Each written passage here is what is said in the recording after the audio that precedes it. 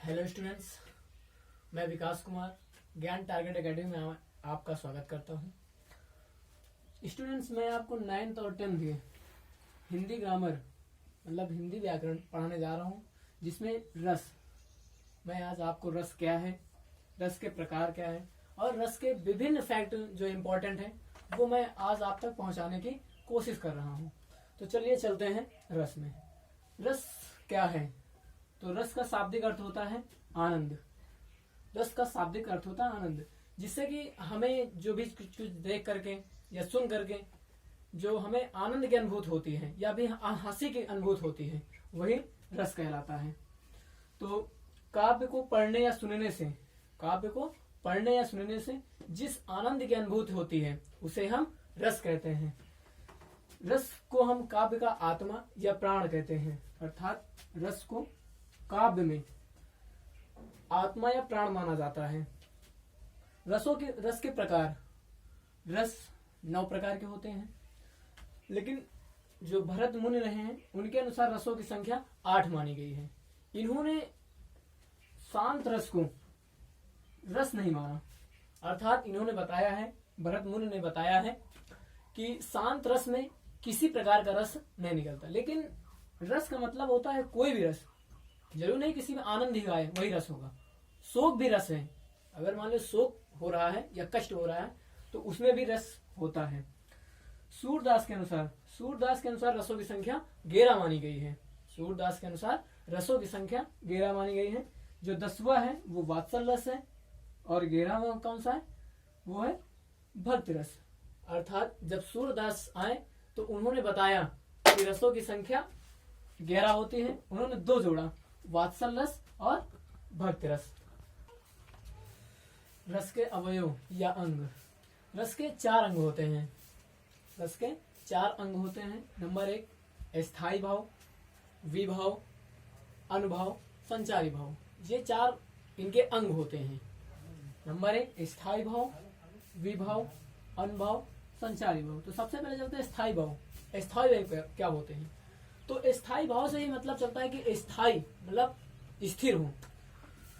वे भाव जो हमारे अंदर स्थिर हो या जन्म होते हैं, जिनका जन्म होते हैं, वही स्थायी भाव कहलाते हैं।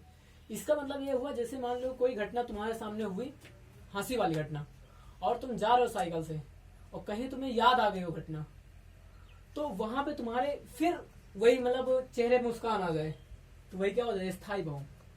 स्थायी भाव को हम प्रधान भाव कहते हैं।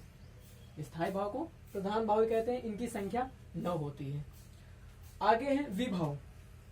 विभाव क्या होता है? स्थायी भाव को जागृत करने वाले तत्व को विभाव कहते हैं। अर्थात स्थायी भाव को, जो स्थायी भाव होते हैं उनको जागृत करने वाले तत्वों को हम विभाव कहते हैं। विभाव 2 प्रकार के होते हैं। नंबर 1 आलंबन, नंबर 2 उद्दीपन। नंबर 1 आलंबन, नंबर 2 उद्दीपन। तो पहले जानते हैं आलंबन क्या होता है। जिस चीज के कारण स्थायी भाव उत्पन्न होता है, जिस चीज के कारण स्थायी भाव उत्पन्न होता है उसे आलंबन कहते हैं। जैसे नायक और नायिका, एग्जाम्पल में नायक और नायिका। उद्दीपन, उद्दीपन क्या होता है? स्थायी भाव को तीव्र करने वाला तत्व उद्दीपन कहलाता है। जैसे सौंदर्य, जैसे कि सौंदर्य। ये हो गया। अब आगे चलते हैं अनुभव। अनुभव क्या है? मन के भाव को व्यक्त करने वाली शारीरिक चेष्टाएं अनुभव कहलाती हैं। अर्थात ऐसी ऐसी चीजें जो हो जो शारीरिक चेष्टाएं को बताती हैं, शारीरिक चेष्टाएं से व्यक्त करती हैं। जैसे आंख मारना, सांसें तेज होना, ये शारीरिक चेष्टाएं हैं। इनकी वजह से अनुभव उत्पन्न होता है। जैसे मान लो कोई चीज हो जाए और तुम एक बार कांप उठो, तो वो अनुभव कहलाता है। इनकी संख्याएं 8 होती हैं। संचारी भाव क्या है? संचारी भाव जो भाव मन में थोड़ी समय के लिए आती हैं। अर्थात ऐसी भाव होती हैं जो हमारे मन में जो अल्प समय के लिए आती है, थोड़े समय के लिए आती है, उन्हें संचारी भाव कहते हैं। उदाहरण चिंता, हर्ष, शंका, ये सारी चीज थोड़े समय के लिए आती है। जैसे चिंता है, कुछ देर चिंतित हो, उसके बाद कोई दूसरा आ गया, हेलो हाय, ये नहीं, उसके बाद चिंता हट गई। हर्ष है, खुशी में, शंका है, ये अल्प समय के लिए होते हैं, थोड़े समय के लिए होती है। इनकी संख्या 33 होती है। इनकी संख्या 33 होती है।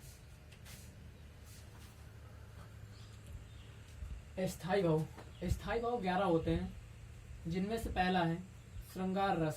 श्रृंगार रस का स्थायी भाव रत या प्रेम होता है। उसके बाद हास रस, हास रस का स्थायी भाव हास होता है। हास रस का हास होता है।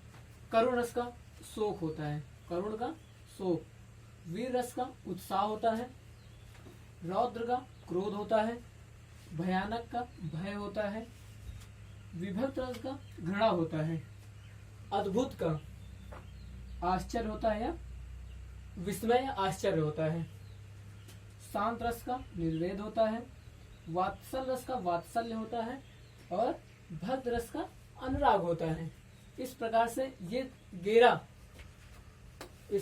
11 स्थायी भाव हो गए और ये 11 रस हो गए। आगे चलते हैं।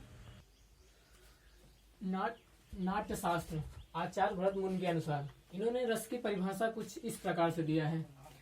विभावानुभाव व्याभिचार संयोगादृश निष्पत्ति, अर्थात इन्होंने बताया है कि विभाव, अनुभाव एवं संचारी भाव के संयोग से रस की उत्पत्ति होती है। तो इस वीडियो में हमने आपको लगभग सारी फैक्ट जो इम्पोर्टेंट थी वो हमने आपको बता दिया है। अब कुछ आगे इसके प्रकार चलेंगे, जो रस अब मेन रूप से रस चलेंगे, जिनमें उनके रस की परिभाषा बताए जाएंगे, एग्जाम्पल बताए जाएंगे। फिलहाल बेसिक रूप से ये खत्म हो चुका है। तो चलते हैं अगले वीडियो में, फिर दोबारा मिलते हैं।